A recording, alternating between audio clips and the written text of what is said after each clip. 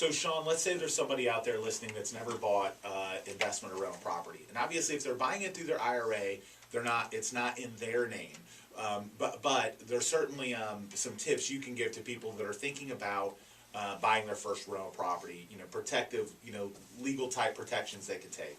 Well, yeah, if they're buying an investment property, then I would suggest either buying it, if they're not going to use an IRA and they're just going to try to do it a traditional route, using an LLC, limited liability company, or the more popular way is a Florida land trust. And one of the biggest benefits of the Florida land trust is that anonymity. Yeah. So the name of the trustee is recorded in the public records on the deed, and I've had some people that create an LLC to be the trustee. But the beneficiary, the person getting the benefit, the person getting the profits, is anonymous. And so no one has to know. And in fact, that's how Walt Disney bought up all the land around Disney World. And Mr. Vinnick did. Mr. Vinnick in downtown Tampa used that.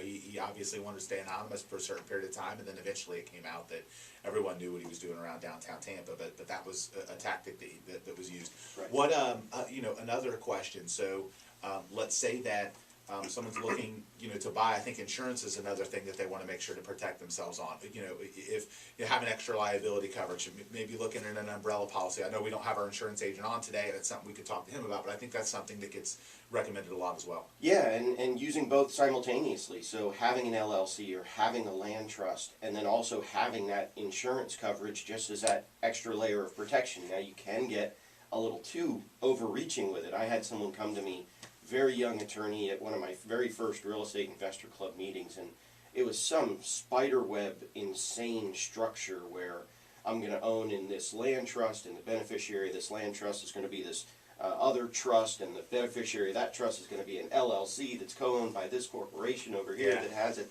And I went, sorry, that's too much of a spiderweb for me. Keep it simple: land trust, LLC, insurance, and you should be fine. Arnie and David, now talk about what if someone wants to buy an investment property and get a mortgage. What's different in them qualifying for that mortgage versus a traditional home?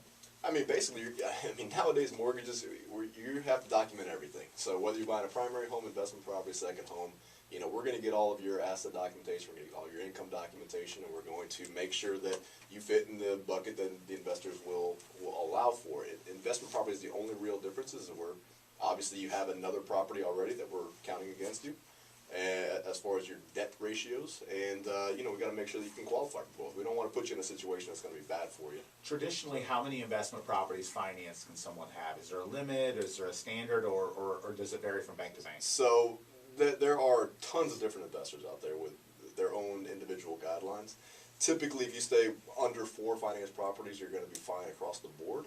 If you have more than that, or you want to get basically up to 15, 10, whatever the case may be, then there are different investors that will allow for that, but it's going to limit your opportunities. So there's just a little bit different path you have to take. But yes, 4, you have no problem. You go above that, and you just have a little bit less options. Gotcha. We're going to be back continuing our conversation after a quick news break here on the Duncan Duo Show on 970 WFLA.